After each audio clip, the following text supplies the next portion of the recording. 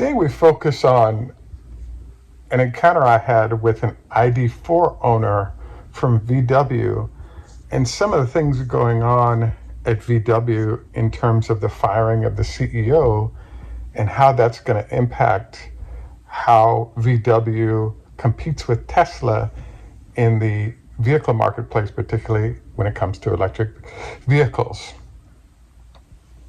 This is Greg for Teslafaninsight. Thanks once again for joining us. If this is your first time, welcome.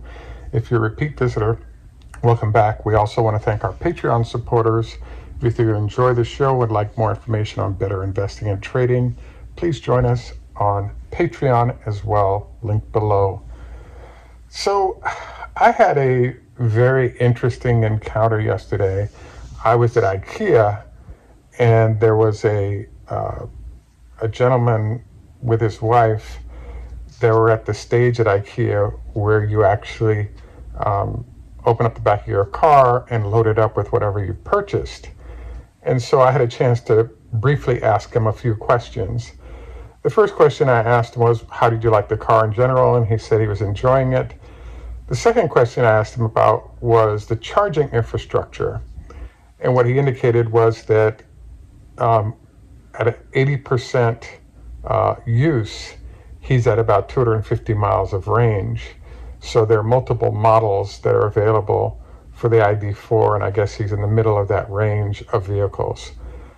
The next question I asked him was, what are your thoughts on the charging infrastructure available for your vehicle?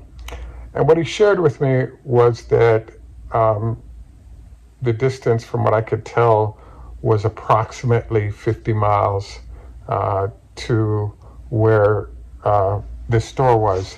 That number could have been 30 or 40, I'm not sure. What he indicated was that he and his wife had been in the store for about an hour and a half, and that during that period, he got a 25% charge for free from the IKEA charger on his Id.4. So he's pleased with the fact that, there was more range, and I guess that extra range reduced any range anxiety on his way home, but also gave him range with which he could use to maybe run other errands or do other things that may not have been planned during that trip. I also did get the sense that the fact that there was a charger there influenced his decision on choosing to go to this store. So I came away with a couple of questions. Particularly the big question is, right now there's a massive question hanging over the entire EV industry, especially the folks at VW. The CEO, as you know, of VW was fired. He is being replaced by the head of Porsche. Now, I have part of the knowledge gain for myself and our viewers has been sort of looking at other brands and seeing how they're doing in their process of competing with Tesla. And so there's a huge mystery right now, which is that Tesla has a 6-month to 1-year backlog on vehicles everywhere on the globe. And in the case of VW, they're facing 6 months worth of inventory sitting around that is not being purchased by customers. And there's some discounting discussions. They're starting to come up with models that may be cheaper as a way to figure out, how to deliver a lower cost vehicle. I was very surprised, though, that the VW charging network has not been built out exclusive to those vehicles so that customers could eliminate the whole range anxiety discussion piece of what's going on with electric vehicles. In order to make this show a little bit more interesting than just a talking head, I decided to get some B-roll footage of a production facility in Germany that's currently producing all of the one of the 4 facilities that are producing all the electric vehicles for VW currently. And I thought it was interesting watching the production coming off the line because I was really surprised at the lack of automation. There's a double problem that's coming at the auto industry around the globe. The first one is the fact that as we move to electric vehicles, the number of moving parts is probably in the 40 moving parts zone versus 2,000 for the current ICE vehicles. And so one of the problems that the previous CEO had was he announced that there'd be large job cuts because as we move into these new vehicles, there are fewer parts that go into those vehicles, and therefore there's not going to be a need for as many people. Evidently, the unions in Germany weren't thrilled to hear about this possibility. Another problem that comes up is that when you're on a line, is it better for them to move largely to robots as Tesla has done, or is it a better idea to simply stick with what's currently being done, which is primarily sort of manually getting everything else done within the vehicle?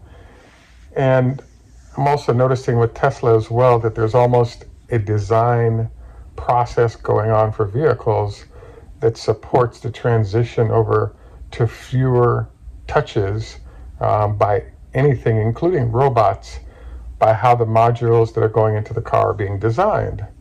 So we'll see how all this plays out, but clearly the CEO was helping to make progress towards fully electric, but there were a lot of people that weren't happy with the overall look of how he thinks things should be done.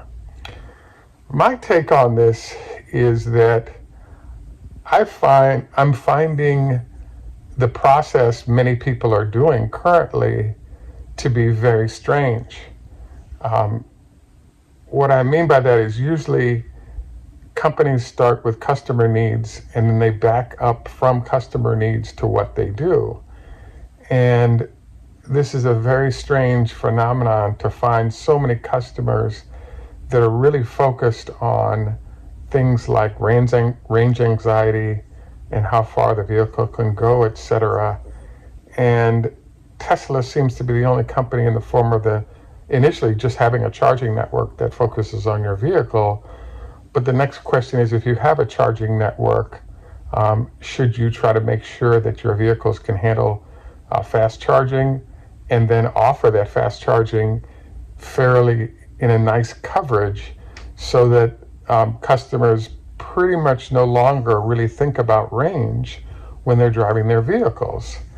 And the fact that so many of the manufacturers have chosen not to do or focus on this, I'm finding to be incredibly strange, because I believe that it's this key issue that's resulting in a lot of vehicles being produced, but there being customer adoption that's thin.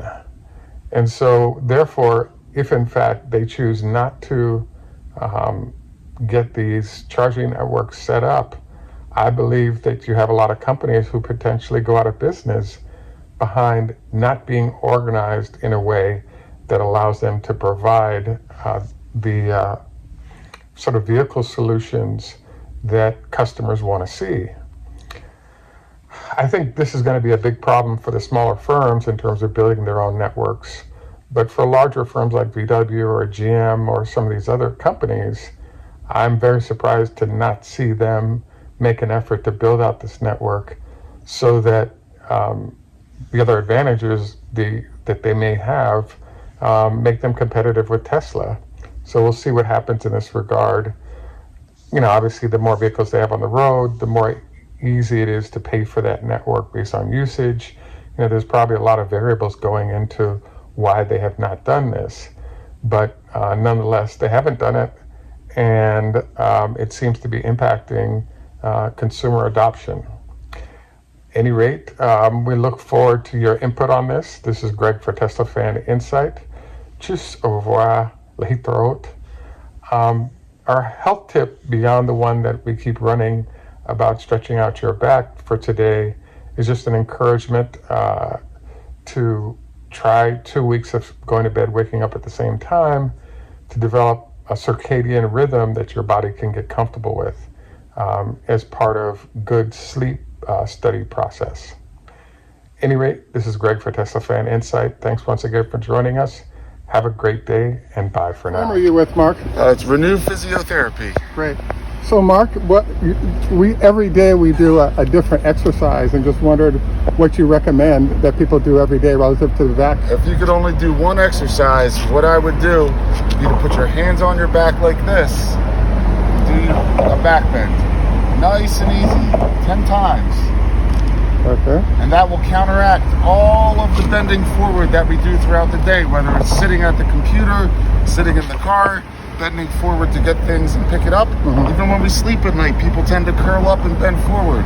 Doing just this nice, easy stretch 10 times, 4 to 5 times a day will get your back healthy. And your Renew Physio. Renew Physiotherapy. You also recommend the Cobra, where you're laying on your stretch would be great, where you're laying on the ground and you push on up like this. And that'll help stretch out your spine. Great. Yeah. Thank you very much, Mark.